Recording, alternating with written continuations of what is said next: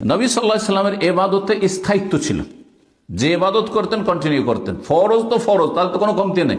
সুন্নত যখন করতেন, তাহাজ্জুদ যেমন তাহাজ্জুদ পড়তেন, তো তাহাজ্জুদ এমন নয় যে তাহাজ্জুদ পড়লেন দুই এক বছর পড়লেন বা 2-4-6 মাস পড়লেন তারপরে ছেড়ে দিলেন, এমনটা করতেন না। আবার এখানে একটা জিনিস জানার বিষয়, অনেকে মনে করেন দীর্ঘদিন বেশ ধার্মিক, তাহাজ্জুদ পড়েন না। জিজ্ঞাসা করি তাহাজ্জুদ পড়েন না কেন? বলছে আমি আসলে কন্টিনিউ করতে পারি না, সেজন্য পড়ি না।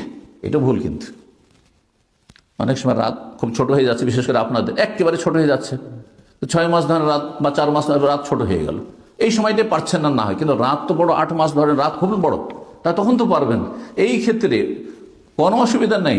আপনি সারা বছর তাহাজ্জুদ চালাতে পারছেন না বা পারবো না, আপনি হিমশিম খাচ্ছেন, চিন্তা করছেন, সেজন্য তাহাজ্জুদই শুরু করবেন না, এটা আপনার ভুল ধারণা, ভুল শিক্ষা। যত পারেন চেষ্টা করেন, কিন্তু উত্তম হচ্ছে যে কোনো একটা আমল যদি শুরু করে দেন সেটা কন্টিনিউ করার চেষ্টা করবেন, যদি সেটা অল্প পরিসরে হোক। ধরেন আপনার বড় রাতে আপনি 2 ঘন্টা পারছিলেন বা 1 ঘন্টা পারছিলেন, এখন আরে 10 মিনিট পড়েন, 15 মিনিট পড়েন, 2 রাকাত পড়ে 4 রাকাত পড়ে আপনি ভেতরটা পড়ে নেন, কিন্তু ছেড়ে দিন না, একবার চেষ্টা করেন। কিন্তু সেটাও যদি না পারেন যে আমি 4 মাস আমি তাহাজ্জুদ পড়তে পারছি না, বাকি আমি 8 মাস পড়বো, কোনো অসুবিধা নেই, কোনো অসুবিধা নেই।